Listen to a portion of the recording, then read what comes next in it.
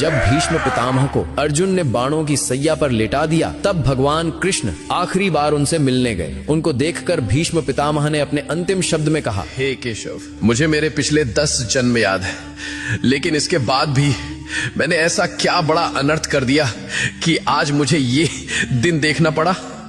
पिछले 10 जन्म में मैंने तो कोई पाप नहीं किया, तो फिर मुझे ये बाणों की सैया क्यों मिली?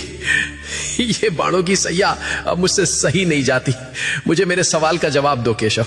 तब भगवान कृष्ण ने कहा कि हे पितामह, ये बात आपके 10 जन्मों के पहले की है। जब आप एक राजकुमार थे, तब आप जंगल से भ्रमण कर रहे थे। तभी आपके रास्ते में एक सांप आ गया। आपने उसको मारा नहीं, बल्कि ये सोचकर कि कहीं ये सांप किसी को काट ना ले, इसलिए आपने उस सांप को रास्ते से हटा दिया। लेकिन गलती से बेचारा सांप कांटों के झाड़ में फंस गया। वो जितनी बार निकलने की कोशिश करता, वो उतना ही कांटों में और ज्यादा फंस जाता था। कई दिनों तक वो सांप उन कांटों में फंसा रहा और भगवान से प्रार्थना करता रहा कि हे प्रभु, इससे अच्छा तो मुझे मार ही देते। प्रभु, जिसने भी मेरे साथ ऐसा किया है, उसके साथ भी ऐसा ही करना।